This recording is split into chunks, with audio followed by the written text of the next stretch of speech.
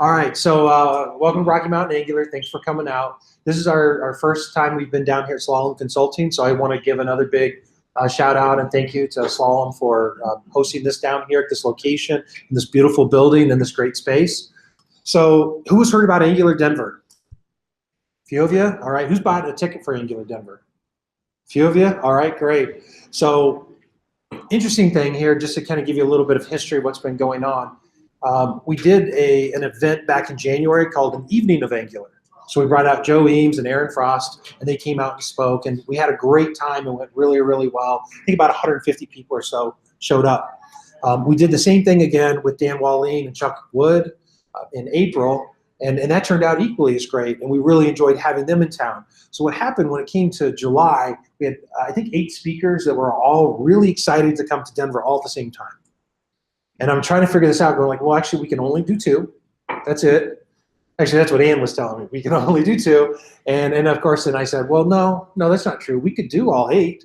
In fact, what if we just made it a whole day of Angular?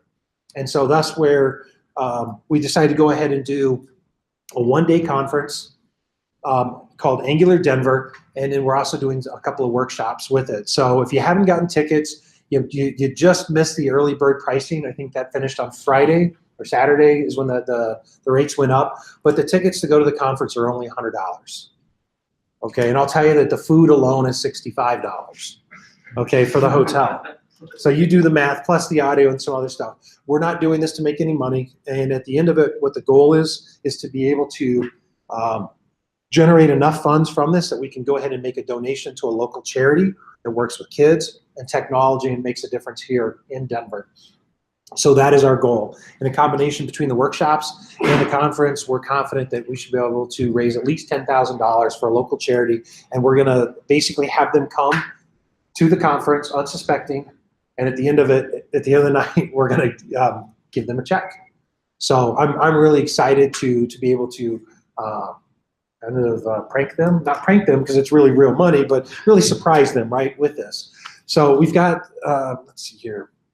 We've got 5 full-day workshops. I am doing an Angular Fundamentals class for 2 days. This is the only one that's a 2-day class. And why are we doing it 2 days? Because it has to be 2 days long. There's a lot of information to go over. We've got Joe Eames coming out, and he's doing one on unit testing Angular like a boss. He did the same talk at ngconf. And for you to go to ngconf and do this, you have to pay for airfare, you have to pay for hotel. I think you have to have a ticket to the conference as well, and then on top of it, it's $500 to do this class. So he's coming out. You can get the class right now for $300.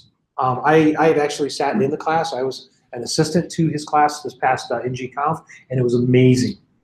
So who knows who Sam Julian is? Anybody familiar with him? Got one hand. So he actually wrote an upgrade guide on doing ng upgrade. That the Google team, the Angular team came back and said, wow, this is the definitive guide for how to do Angular upgrades from AngularJS to Angular. So if you have applications that you're thinking about, hey, how do I make this transition? Not a, hey, I'm going to have to dump it all and then rewrite it all to make it, but I want to actually go through the ng upgrade path. He is an amazing speaker. He's got an amazing class, and he's going to walk you through this. His class, if you purchase it just online, I think is like $400 or $500. You can get that one for $300. It's a 1-day class, and it should be amazing. And we also have our own Brian Love, who's going to come in and talk about ngrx, and it's going to be an all-day workshop on ngrx to help people go from 0 to hero in ngrx. So that all kind of leads into the next thing here is about what we're going to talk about tonight. We're going to talk about ngrx. So the first thing I want to know is, like, who's using ngrx right now in a production application? All right, a few of you. All right. Who's using ngrx and hoping to go to production? Yeah, those who got. I love that. It's pointing to the outside. Right on. And who wants to use ngrx? All right. All right. So you can go get your tickets if you go out to angulardenver.com. The conference, like I said, is $100. That price will remain, I think, for about a month, and then the pricing will continue to go up. There's also an experience that we haven't really broadcast a lot, but there is an opportunity for you to buy a VIP ticket. And this VIP ticket gets you more than just going to the conference. So after the conference is over, we're actually going to go up to Summit County. We're going to have, I'm not sure if we're going to do one large VRBO or Airbnb sort of thing, or if we're going to end up doing individual rooms at something like the Grand Lodge up at Breckenridge.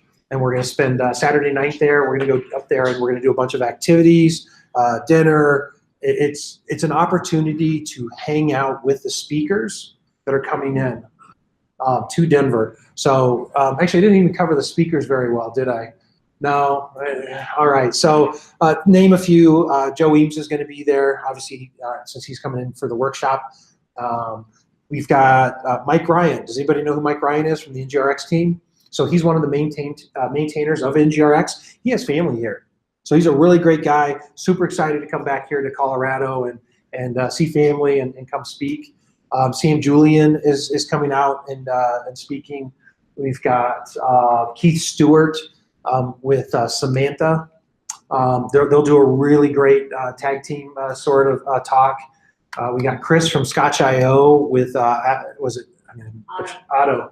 With Otto from Auth0. They've got a really cool presentation about one guy that really cares about performance, the other guy who could really care less, and it's kind of this dueling thing going on, and really an opportunity to look and see, like, what are a lot of people doing that are causing the problems, and what are the things that we can do to fix it. So those are just to name a few of the speakers that are going to be there. For $100, it's a tremendous value. Like I said, for all the workshops are, at this point, they're $300 a piece. If you want to do the 2-day Angular one, you can do just day 1 or just day 2, but there'd be a combined of $600 then at this point. But those will be going up also in about a month. So, all right, so for tonight, we're going to talk about Redux. We're going to talk about ngrx in specific, and we're going to talk about modeling state. So just kind of give you a little story. Why is this important? Why should you even be here? And I'll tell you that the number one reason you want to be here is because you really need to plan out how you're modeling your state. When people start to make decisions about how they're going to model and store their state in their applications, they're making some really critical mistakes that are causing problems. Now, the beautiful thing is this, like most applications, they don't cause problems right away. No, they're fine. Everything's working great. And then as we get closer and closer to the production release, that's, of course, when the problems decide to come out. They're like little Minahunis. Do you guys know what Minahunis are? No? Nobody? So in Hawaii, there's this concept of Minahunis, and they're like these little mythical creatures that come out and they mess everything up during the night, so that when we wake up in the morning, everything's just torched. So that's the Minahunis. And so that's kind of what happens here. As we get closer to production, the Minahunis come out and start to create a lot of problems that make it almost impossible for us to get to production. So what data should be kept in the Redux state? This is a really good question. There's a lot of people, there's a lot of debate, like, hey, you should put this into state, you should put this into state, or no, don't do that though. And so it's kind of a big debate about this, but it actually comes down to pretty simple if you follow some basic rules of thumb here about what you should be storing. So first, when we talk about data that's shared between different parts of the application, so this might be authentication tokens, it might be roles, it might be configuration, app configuration that's specific to you or the group that you're part of. Any sort of data that would be shared. It could be, you think about it like a dashboard component. It could have products being displayed 5 different ways, all on one page. That's being reused. And often what I see is people will think that they're creating this really awesome, hey, we're gonna pass around the observable to be able to share this data. And what happens is it actually ends up being a cold observable, I believe. And then so it actually makes 6 different calls to go get the data 6 different times. Even though I'm sharing it, I thought I'd only be hitting it once. So there's little problems like that occur as well. So that's the second part of data that's used by multiple components. So we have components on a page sharing data. You think, well, how often does this happen? Well, let's just take a really simple example that we're all familiar with, Tour of Heroes. So we think about Tour of Heroes. One, we have a list of heroes going down the page, and then we have our top 4 heroes. Well, what happens is a lot of times people will go ahead and they'll make 2 different calls. Hey, I'll go get my top 4 heroes, excellent. And then I'll make another call to go get the heroes again, where actually all we needed to do was dispatch to get the heroes once, and use two different selectors and get the same data from the store, but we're slicing it slightly different. You guys get the joke there, slicing. All right, forget it. So anytime, another indicator is anytime we need new data that needs to be derived from the original data. So again, we're slicing down to, hey, I just want the top 4. I might want to sort it differently. I might want to group it by something, or filter it by some other means, date range or whatnot. So, and then the other thing that you consider of what you put into the store is any state that needs to be restored at a given point in time. So if we need that data to be restored later, that's probably a good candidate that we'd want to go ahead and put that in there. Data that needs to be cached. So what's really nice about using ngrx is that the selectors are memoized. And you go, okay, that's cool word. What does that actually really mean for me? Well, it means that once it goes ahead and calculates out the value for what that selector is supposed to return, unless the underlying data has changed, it's not going to go recalculate. It's just going to go, hey, here you go. And so since selectors are composable, that means if you have 5 different layers of selectors that go into getting your final piece, and then you also sometimes use sub-selectors and other selectors, the ones that have been already pre-calculated and the data hasn't changed, those are all automatically just served right up. We don't have to make those new calculations. The other thing that's not in the slides here that I want you to think about is when we think about time travel in Redux, the ability to go from state to state to state, then we need to have the ability to get all the data that we need without going back out to the store, or I'm sorry, without going back to the API to go get it. So in this case here, what we need is we need to store anything for the UI to be able to recreate that page. So it's the data, it's some of the application data, it's some of the UI state data. So we talk about types of data. There are generally 3 types that we can broadly kind of categorize things into. And I'm kind of giving some of this away here as I talk before I get to the next slide. One is domain data, or what we call entity data. So these are customers, products, orders, list items, you name it, right? This is the entity data that we're typically loading from an API and that we need to store that off. So one common thing that I see people do is that they'll go ahead and they'll just start putting stuff into the store, and they'll just keep putting stuff into the store. And eventually what happens is we have so much data in the store that we basically implode the client-side browser. This is not your database. This is not your database to store everything that, hey, I'm going to bring 5 megs of data down or 5 gigs of data down and store it off into my store. That's a really bad strategy, and your users probably aren't going to have a really amazing experience when they use your application. Really what you want to store is the minimal amount of data so you can recreate that screen. If they were to re-enter, let's say if they were to refresh the entire page, that they'd be able to recreate that instantly, bam. And when I time travel, I go to the next state, okay, now I get my state changes, now I can recreate that page exactly as it was before. So the other one here, so domain data, this is specifically data that the application needs to show, use, or modify. And again, this is the example here is a list of to-do items. Anything fetched from the server that we're needing to render. Application state. This is data that is specific to the application's behavior. In most cases, where we start to talk about application data, where most people can identify is, hey, who's the user? What are their roles? What is their token, their authorization token? That's application data that we want to go ahead and store off and make available at a later time. Also here, in case if we had certain items, to-do items 5 and 8 are selected, that's application data. It doesn't have anything to really do with the entity, but it does have to do with how the state is going to be rendered. So another one here is the request to fetch the to-do list. It's in progress, so we set a loading flag. That, hey, we're loading to-dos. This is application state. What is the state of the application as it exists right now? So the other one is UI state. This one's a little less common. I mean, it depends on your application and what kind of stuff you're using. If you're using a lot of slide outs and whatnot, then you might want to use, have more stuff that you put in the UI state. So it's data that represents how the UI is currently displayed, and it could be that, hey, I've hidden the top nav. I've also minimized the footer. I have a slide out. I've got a modal that has been exposed. So this is any sort of data that we want to store about the specific UI state. So those are really our three different types of data that we'd want to store. So then it comes down to how we want to organize the data in the store. So we want to avoid defining the state shape in terms of your UI component tree.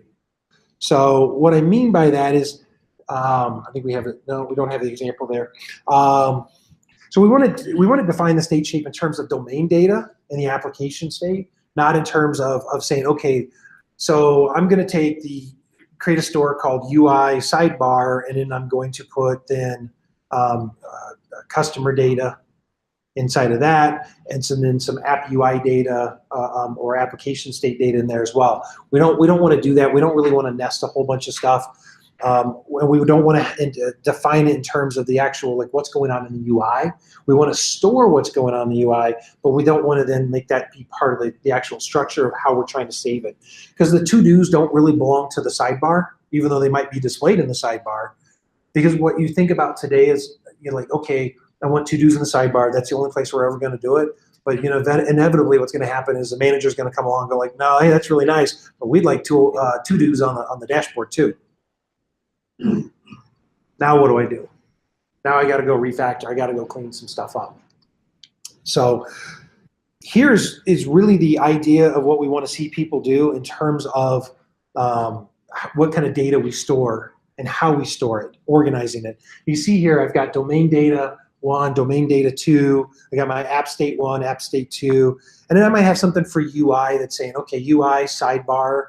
I want, it's expanded, it's collapsed, it's partial, whatever those different states are that I need to be able to support. All right, so normalizing the data.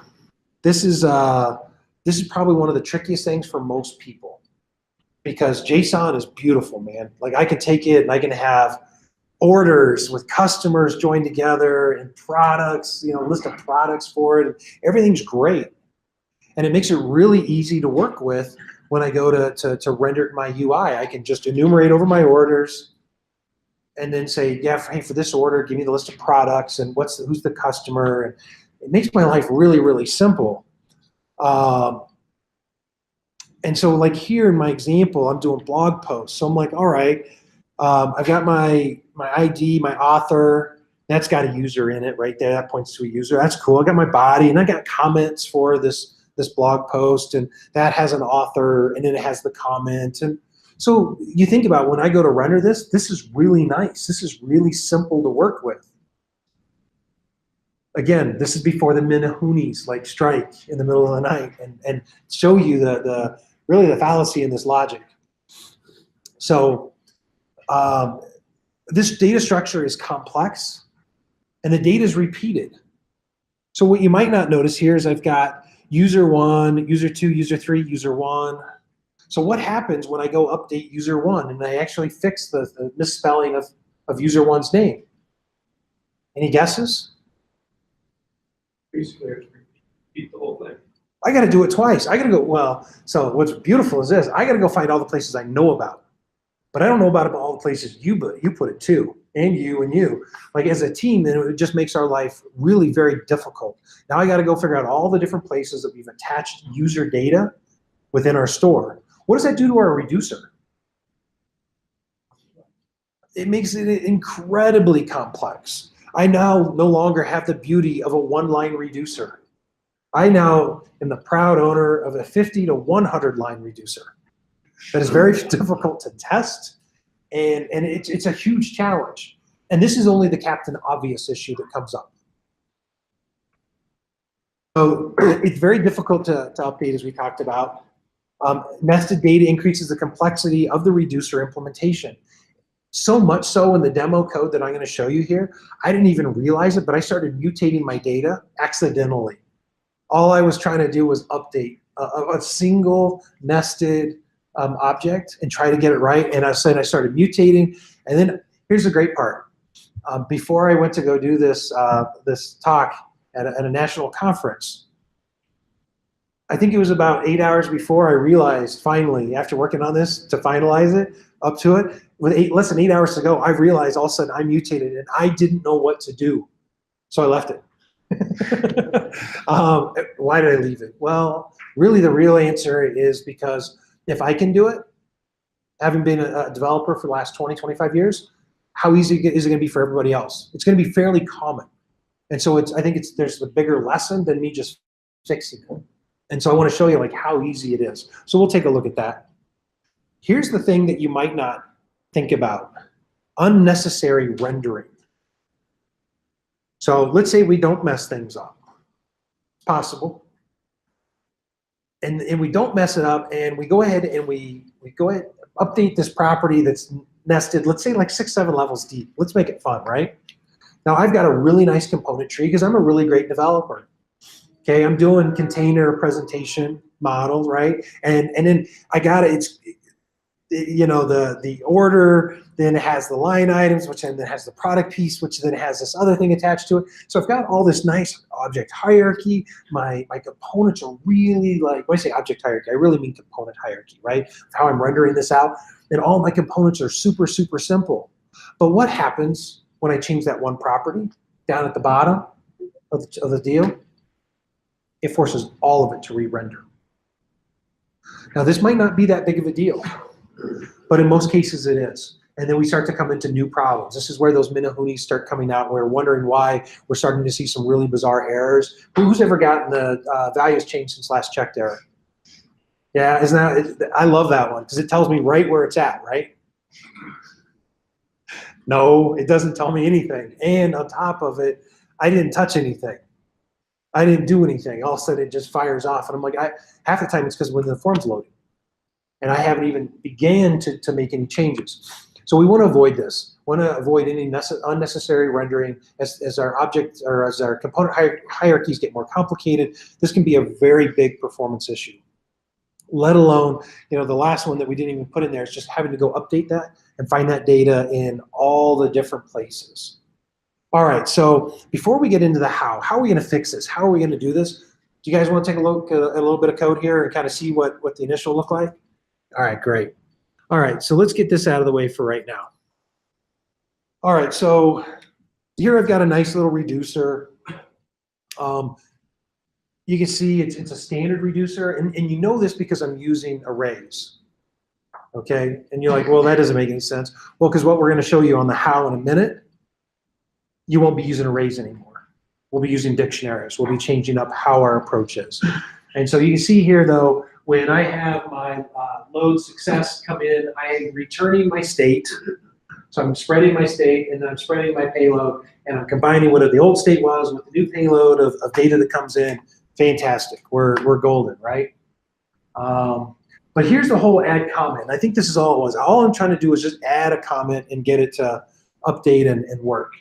So in this case here, I'm mapping over the post. If the post ID equals my action ID, then I'm going to take my post comments, and it's going to equal a post comments map. So I'm creating really a new one here, right? And getting my comments and returning the list of comments, and at the end of it, I'm just going to concat my new comment onto the end of it. So I'm like, oh, that seems fairly simple. I'm just going to loop over it, kind of map them into a new array and whatnot. Don't judge my code. This is so this is causing it to mutate. And the beautiful part when it mutates, it doesn't tell you what action mutated it. It actually just updates every single instance of that state for posts, and all of them now have the updated data. So when I go to look to try to find it really quickly, which one is, okay, where, oh, is add comment that caused the problem? No, all the way back to the original load. It's got my new comment added to it. It's kind of a mess. So outside of that, you know, I've got a fairly well designed piece here. We've got actions. So this is using export consts. I would change those to enums if we really want to kind of start to get more up to date with what the patterns are in Redux. I would go ahead and create an action type enum for this. But then I've got all my action classes. Those look Pretty standard, really no change there. And at the bottom here, I've got my union type of all my different action classes. So that's all pretty standard. When we look at our container, there's really nothing magical here. This looks pretty standard. I've got a public variable here of observable type post array called posts. I like to go ahead and put a $ after it so I know which ones are observables and which ones aren't.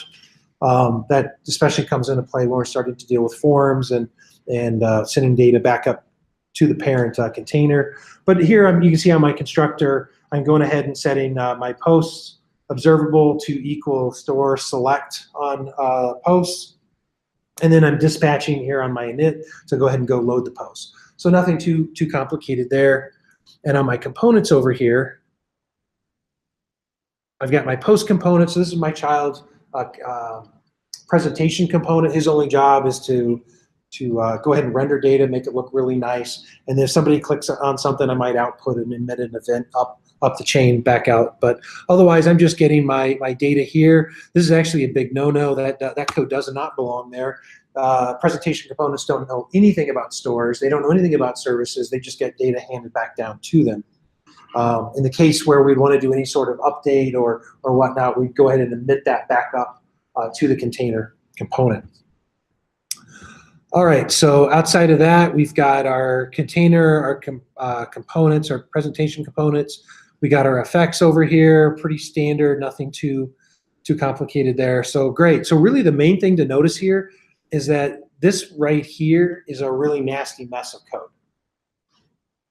Because our reducer should really be a single line of code to go ahead and update the state. Now, it might actually be spread over a couple of lines, but it could be actually executed on a single line. We're going ahead and spreading the state, and like what we're doing here. Then spreading the action payload and then combining those into a new array.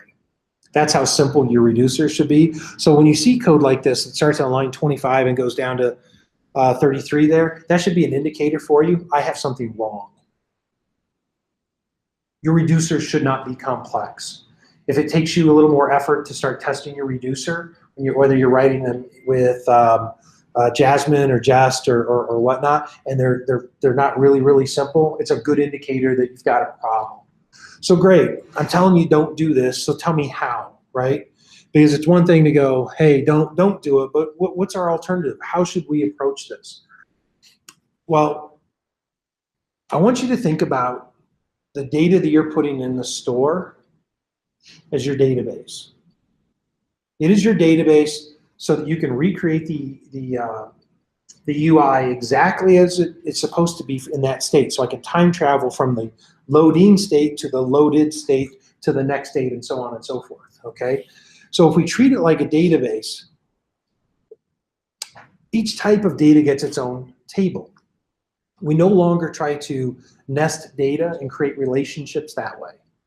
We already know it's going to cause us problems. Our reducer is going to be complex, unnecessary rendering. It's just in general not a good practice. And by the way, this is not a thing that's unique to Angular. This is not anything that's unique to ngrx. This technique is actually described by the reduxjs.org and for their spec on normalizing client-side data. ngrx did a slightly different implementation, but honestly, it's almost identical to what that recommendation was. So if each type of data gets its own table, instead of having any sort of nesting, we treat them as first-class citizens within our store. So now we go back to what we did before. We had our posts, and inside there we had comments, and inside of there we had users appended. All that goes away. Now we're actually doing posts, comments, users, all first-class stores or within the store, right? So each a separate little mini database of the data that we need to be able to render. Great, so each table is an object, and for each item, the item ID is the key and the value is the item. So what's that actually describing? It's describing a dictionary. So our APIs typically, when we're dealing with groups of data, we're dealing with arrays. And arrays are great. It's what we're used to dealing with, and it's way better than XML, right? Can we all agree? Like, XML was not a lot of fun. And if you're still working with XML, I'm sorry, but yeah, it's tough.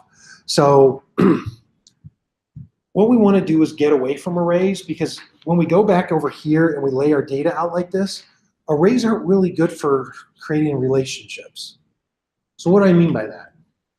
Well, what I mean by that is that if I have a post and I want to find who the user is that was the author, I would then have to go do a search to find, using the user store, I'd have to go do a search and find that user, and then be able to display their information. So who's the author for this?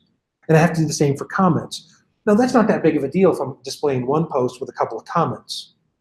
But what if I'm displaying one post with 5,000 comments? What kind of performance can I expect from this?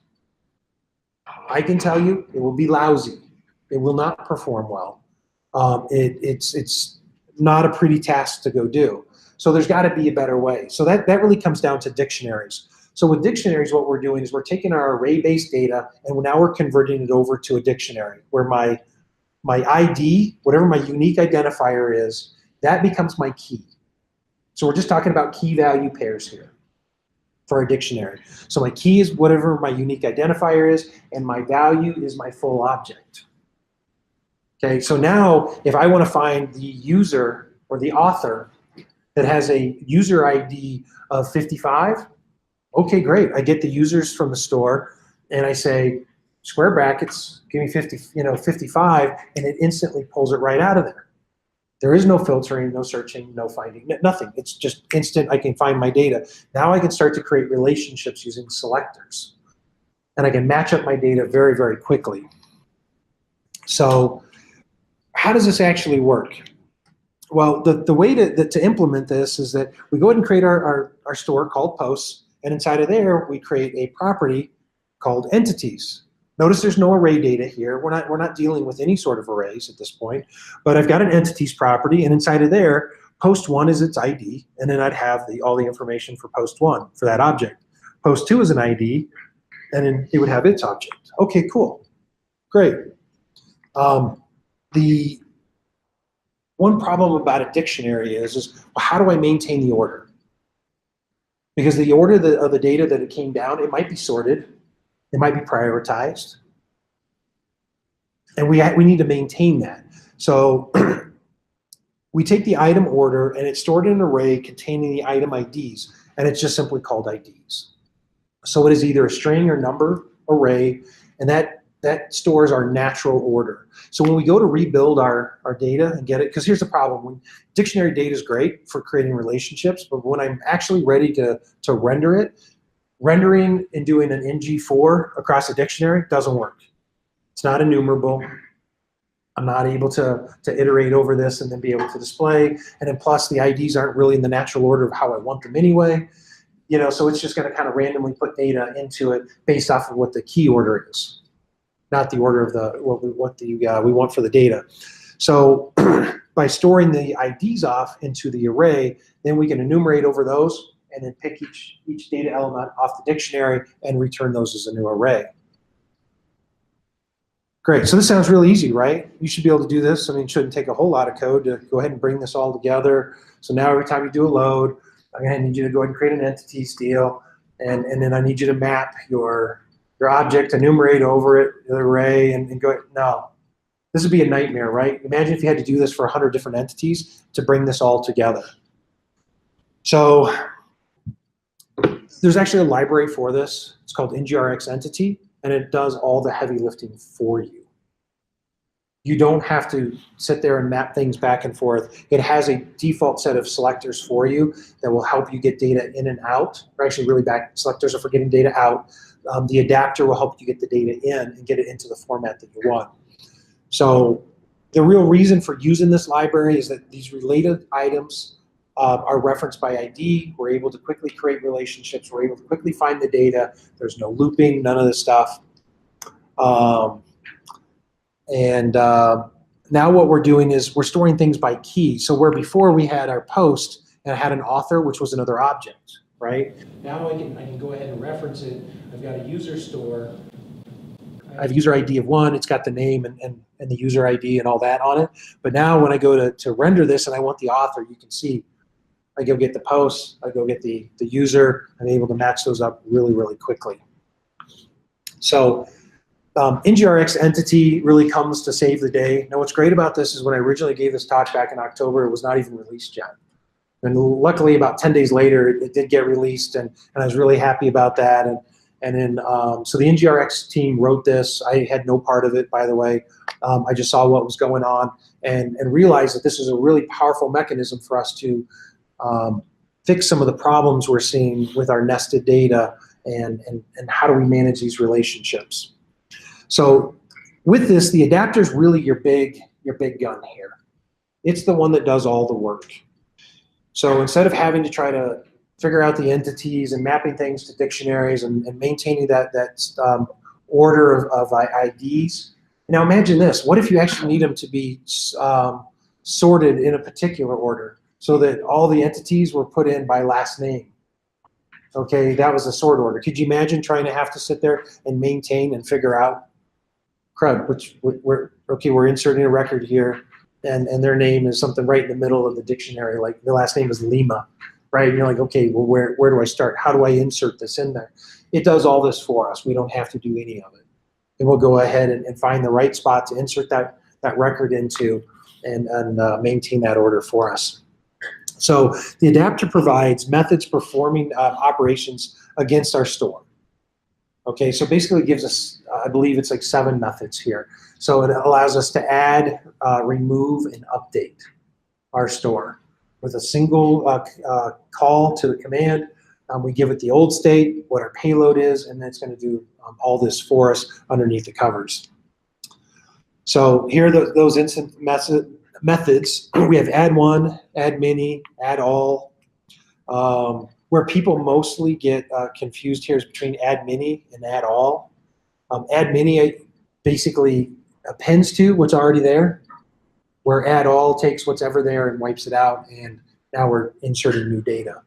So it can be a little bit confusing because people will go ahead and do an operation like this and they'll start to see the data doubling up and doubling up and doubling up, and all of a sudden they're like, I have 5 copies of everything. Well, why? Well, it's typically because you're using add many versus add all. You also have remove methods here. You've got your updates, same basic sort of concepts there as well. All right. So we talk about the adapters. There's a couple things that we need to do to get it set up. One is we need to talk about what the entity state looks like. And so entity state is an interface here. We're going to implement this interface. And as you can see, it's got an IDs property and it's got an entities property. Now this really kind of crazy, okay, entities is an object, but it's got a property declaration, ID colon string, and then it's using the generic type coming in. That's a dictionary definition. Okay, basically it's just saying that the ID is a key and then it's going to point to this type. Okay, and whatever type that we pass in. So we're going to create a model. We're going to pass it into the entity state, like an object or an order or a post, and then it's going to go ahead and create this typed entity dictionary for us. And then it's got our IDs list here. Now, if we're numeric, it'll change it over to a number array. Otherwise, it'll be a string array. So here we have a model. We've got our interface user. It's really simple. It's got an ID and a name. And then we're going to go ahead and use that entity state interface that we just talked about. So here we're going to export a new interface called state. It's going to extend entity state of type user.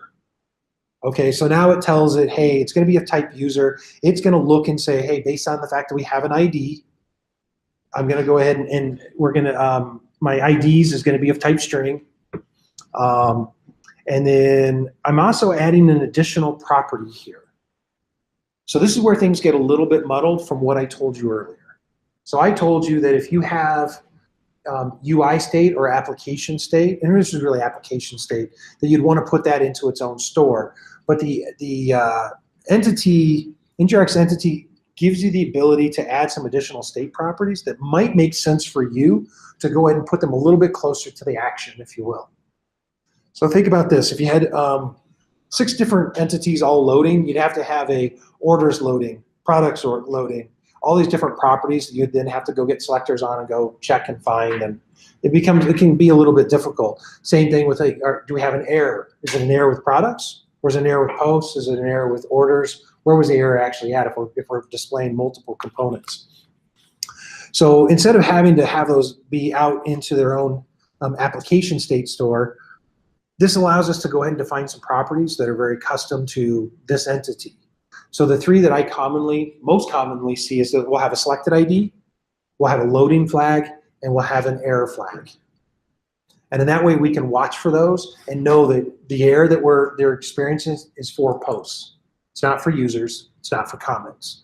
And I can then make my UI much more robust and dynamic and display the appropriate error in the appropriate spot versus having to try to work with a more generic sense, or having to parse lots of different types of errors, different types of loading flags there.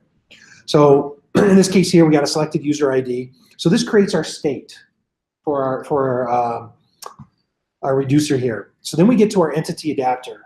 And this really, we're pulling in two different types here. One is, well, actually a type and a method. We have a type for entity adapter. And we're then going to use this function called create entity adapter, and we're going to give it our user. Okay? So that is our model. We're also passing to the entity adapter. This is what creates our adapter for us. And now once we have this, we can then begin to use our adapter to make those calls that I showed you earlier about add one, add many, add all, those sorts of things that we can start to add to our state. All right, so that all said, that's actually really most of it. The other thing that we're going to do is we're going to create an initial state, but we'll take a look at that when we get into the sample code. So selectors, we've been talking about selectors a little bit, and I've kind of given you a few of the pieces on this, so we'll breeze through this pretty quickly. If the store is like a database, then your selectors are like queries. These are how you get the data back out, and really how you're going to make your application super efficient. So you're no longer going to have to go out and make multiple loads to go get data. A lot of times that data can be shared across multiple components, and we can use selectors to filter it down or change how it's displayed. We can roll it up, we can reduce some of the fields, we can combine fields, whatever we want to do there. And we can do that just using selectors. So selectors are actually part of the ngrx store. You have two basic methods. One is create selector and the other was create feature selector. The create feature selector is how we get to the actual store instance very easily. You could do the same with create selector, just feature selector makes it one step less. So here what we have is, let me just, what do we have on the other side here? So we're pulling from ngrx store, we're getting create selector, create feature selector. We've got our, and in this case, this is a really simple example. We have an interface called feature state that just has a single property called counter. The app state points to the feature state, and then here I'm creating a property that will just go ahead and select that feature, which then I could ask it for the counter. So this is, to me, not a great example, but it shows you some of the base pieces of how I use that state to go get a property off of it. We'll take a look at a couple other better examples of selectors and how we build those and compose them. But the powerful thing about selectors is when we're going to select the data, we don't have to create the one selector, the mother of all, that will do everything. We can actually break it down into smaller steps, and then our selectors are composable. So in this case here, I'm creating a selector called select feature count, and so I'm taking that feature, the selector we created on the last slide, select feature, and I'm taking the state that comes back from that, and I'm using a big arrow function to then grab the counter off of that. So you can see that's composable. I can actually take the other selector that was very simple, combine it with this one to get my feature state, and then from there, from the feature state, I can ask it for the specific value that I'm looking for. So this is really common for when I'm trying to get stuff off the state, like loading, errors, selected ID, those sorts of things. All right, so let's take a look at how I might compute some data. I'm going to go ahead and create a select items selector here. It's going to take state and return state items, and then I've got to select total. That's now going to take and use the create selector method using select items. That's basically getting my state, then my items. So if you look here, that's actually, here's my state right here, right? We're in const state, and I've got items in it. So that first one is actually going to return my items array that we have right here. Okay. And then from there, I'm going to take those items, and I'm using a big arrow function, and I'm going to reduce them using an accumulator in that item, and I'm going to go ahead and bring the item value. and add that to the accumulator. It's starting with a default value of 0. So what that's going to do is at the end here is I'm going to get a value of $2.15. So I have a really nice, simple, composable selector that's calculating values for me. All right. Let's talk about using the selector with the store itself, because this probably will help bring this all together a little bit better for you. And then we'll jump into some code here and look at the actual examples and see the selectors really live and how we use them. Maybe we'll add another selector and see how we would go ahead and be able to get those values off. So in our case here, I've got a constructor. I'm bringing the store in, and I'm calling the store select on select total. So that would actually go get me that total. I would go ahead and import select total in from the selectors file. Usually lives in the index. And I would go ahead and get that select total selector, and now this dot total would equal that. It's technically an observable of that number. So it's easy as that to be able to get those values back out of the store. All right, so here's where we're going to go dig into some code and try to bring this all home for you. We're going to switch here, get checkout refactor. Of course, I've got local changes. Hit stash, hit checkout refactor. All right, great. So let's see here. It takes a second to kind of get caught up. I'm going to move this out of the way. Is that actually big enough for you guys to see in the back? Should we make it just a little bigger, you think? Little, good, good. I got old eyes, man, so I can't see anything. You see it? You good? All right. All right, so you see here, this is our reducer. We're going to walk down through our reducer and take a look at what's going on here. And we'll actually look at how we'd expand this a little bit more. Let's get this out of the way as well. So when I'm creating my reducer, I'm pulling an entity state, entity adapter, and create entity adapter. These are the three things we've already looked at during the slides. I'm pulling in my post and my user. I'm pulling in my post actions and my post action types. So here I've got my app state. We're not too concerned with this right now. This is actually used for later. But here I'm creating my post state, and it's extending my entity state, passing it the type post. Again, so this is now creating my post state, describing what does my post support. So I'm feeding it my post model, but I want to go ahead and extend it. So I've got my selected post ID, which is either going to be a number or it's going to be null. But let's say, just for grins here, I want to have a loading of type Boolean, and I want to have a error of type string, just in case I wanted to be able to report something back. And now here I go ahead and create my adapter. I'm using the entity adapter as my type, passing it the post, and then I'm using the create entity adapter, passing it the post. And here I'm doing something a little different. We didn't really talk about this earlier. We kind of briefly touched on it, but I wanted to leave this in here so you could see it. What if my post doesn't have a property called ID? I need to be able to map it to something. So in this case here, let's say it was called post ID, then all I'd have to do is just change it like that. And it would then go, okay, that is what we're using for the selected ID. I can extrapolate the type from that, infer that, and now we know that it's type string versus type number or whatnot. We'll go ahead and reset that though.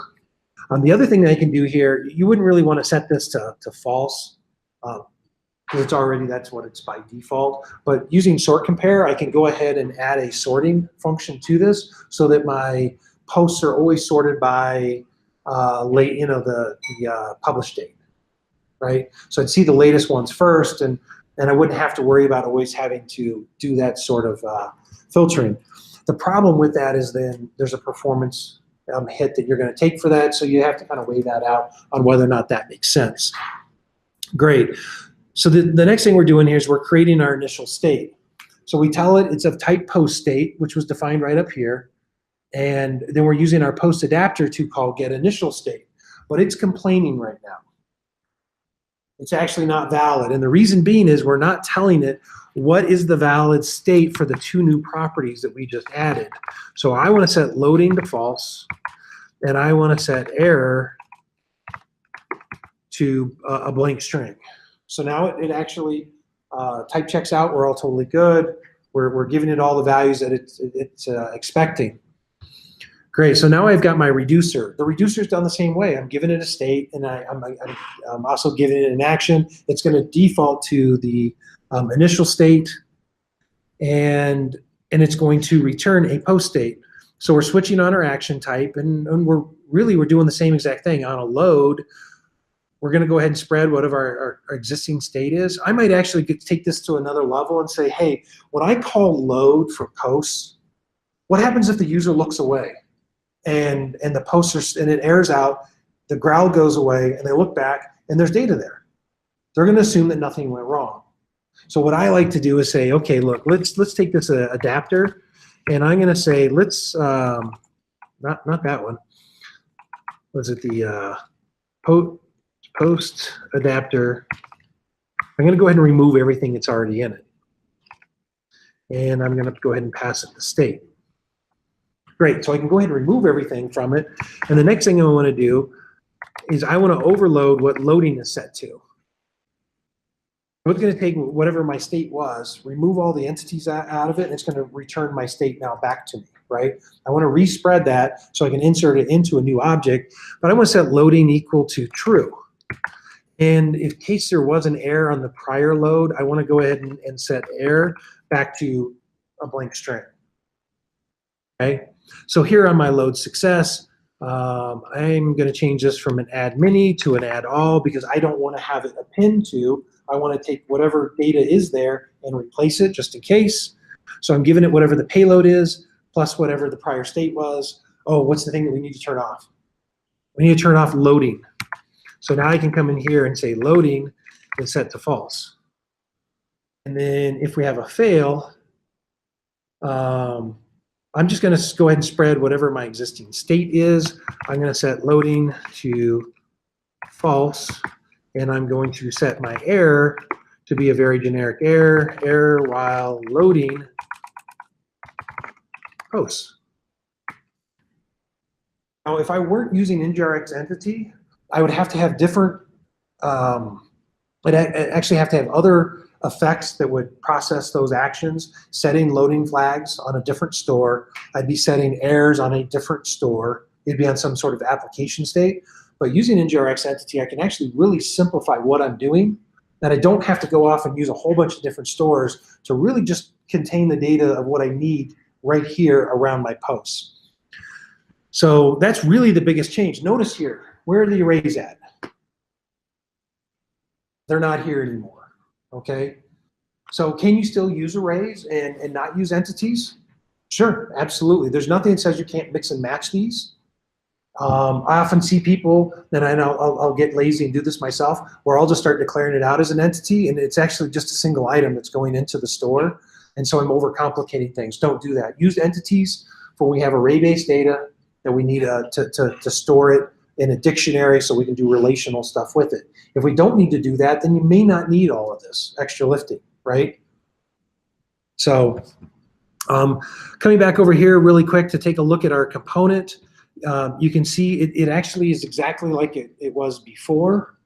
We're not doing anything special. Now what I do have, actually if we come back over here to the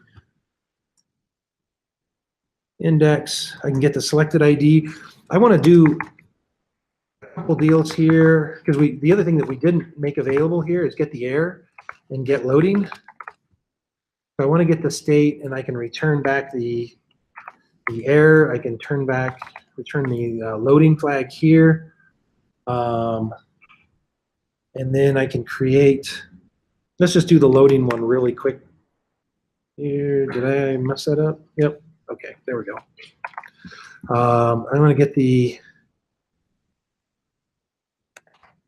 loading, and I'm gonna get select the post state, and then I'm gonna use this one I just created for get the loading.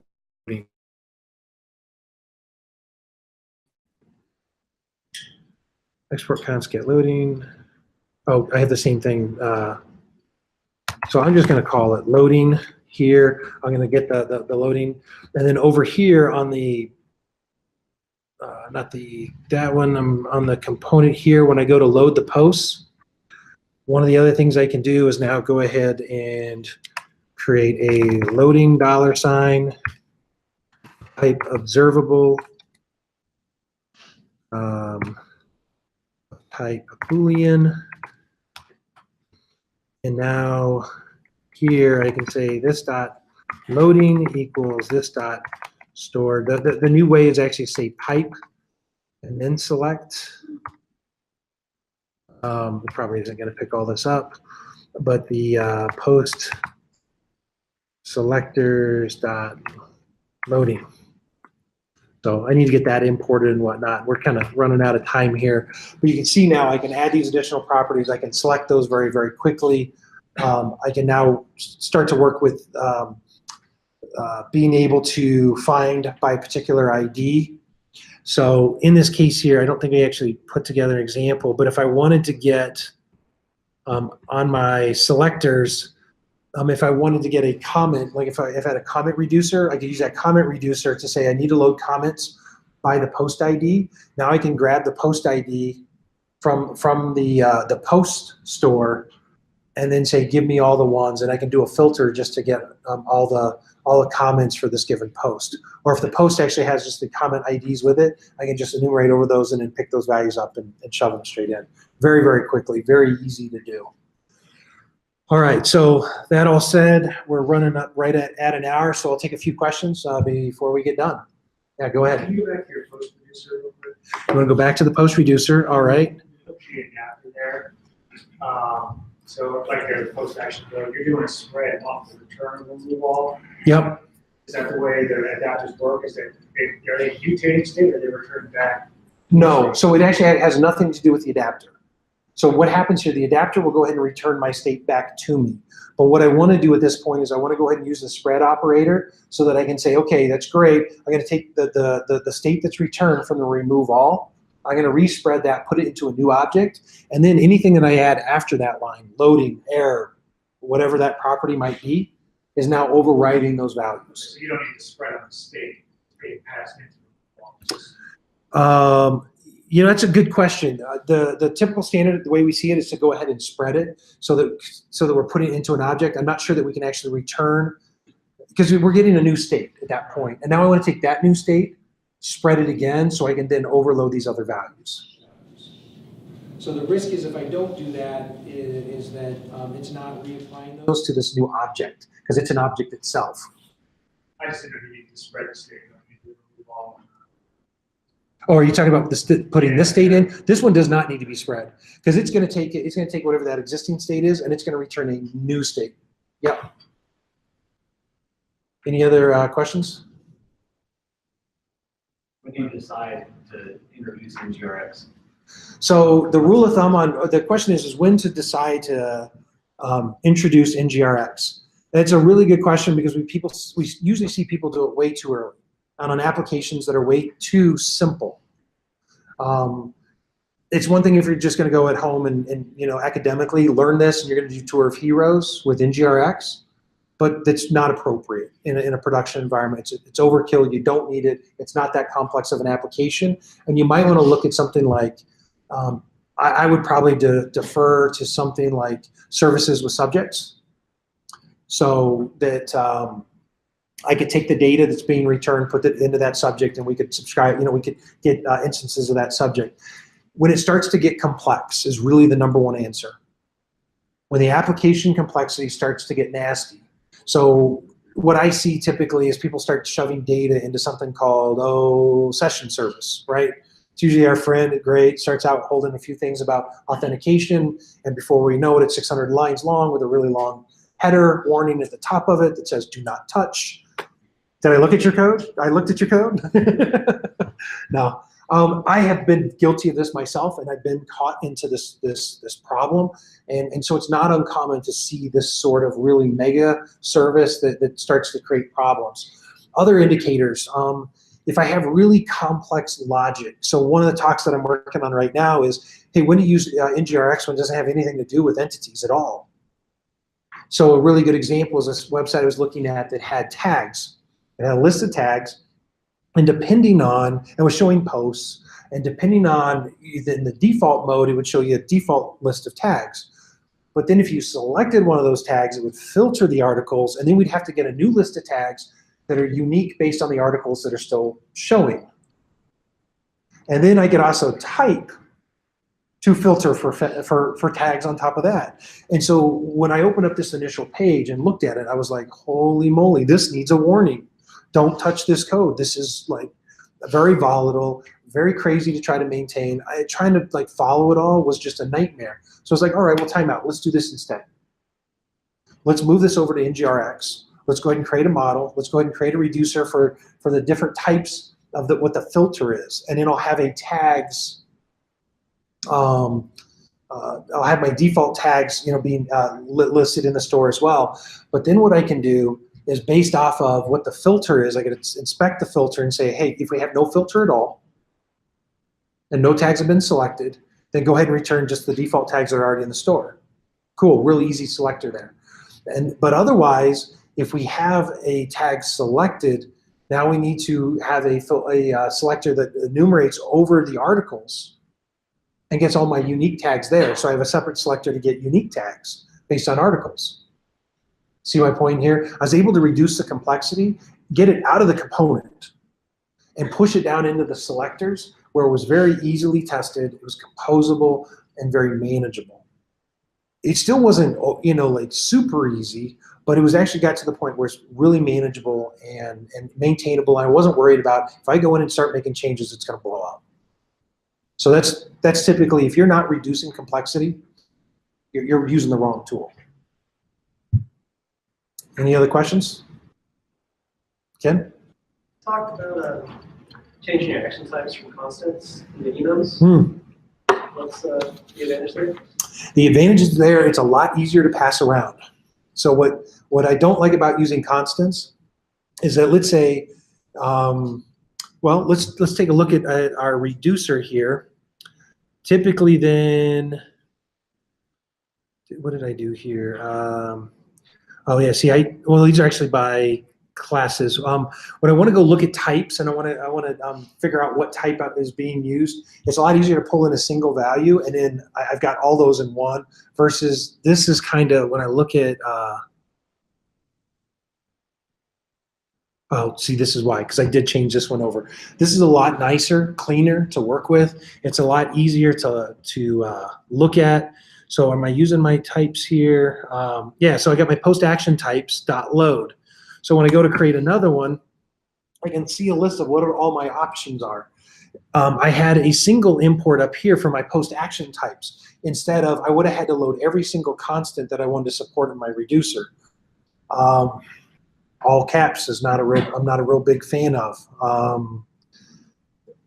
If we're having string types or string constants, we can take those and easily be able to put those into an enumeration, and then we can pass those around, and it just makes life a lot easier. Yep, but it is a preference thing. You could do it either way. There's nothing that says, you're a bad person if you do it the other way. I might say that, but there's nothing that can actually stop you from doing anything with your code that you could do with enumerations. It's really a preference. Cool. Any other questions? Yeah, go ahead. Can you parameterize a selector? That is a really good question. Can you parameterize a selector? How do I want to answer this? I would probably ask that or answer that with another question. Can you or should you? You can. There is a hack way of doing it. Selectors do not have parameters. Okay, they're actually using the store, other values from the store. It could be within their own store, or it could be from another store. So you could have comments getting whatever the selected post ID is, so that I can do a selector there and use that post ID within the comments selectors. There is a way to do it. It's not recommended. I'm not really sure what the implications of it are, but it's a bit of a hack. So one of the ways I can do it, so if we come over here to one of my selectors, and I can say, let's just copy this one here. If I can get it to release.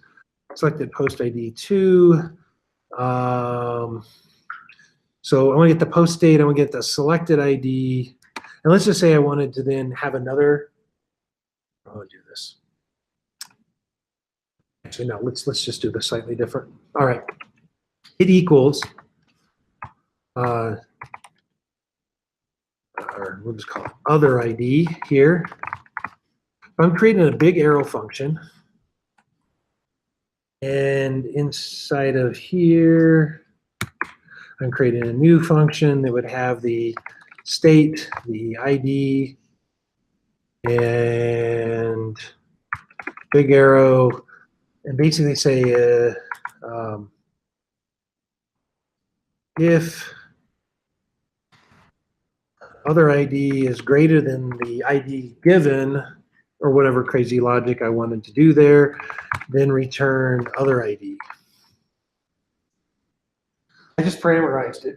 Does that mean that state gets curried in selected functions? That's a good question. Does the state get curried? Let me get this to format a little bit better. I'm not sure what's actually happening there. This is basically considered to be a really bad practice, like don't do it. I do see people do this from time to time, but it's really not what the how the selectors work. It also then messes with memoization. You lose the memoization aspect of it. Okay, because now we have a new parameter that we're injecting in, and so it's breaking that chain, if you will. So I'm not sure. I haven't really dug into it too far. I just know it's highly frowned upon, but I do see it from time to time where people hack it to do this. But there's other ways of handling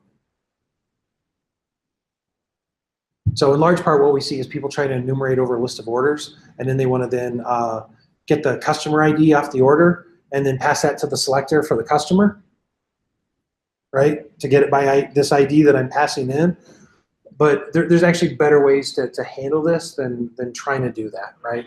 And so it's actually one of the things that I do in another talk when we talk about complex forms and how we do complex views and then complex forms and dealing with this relational data.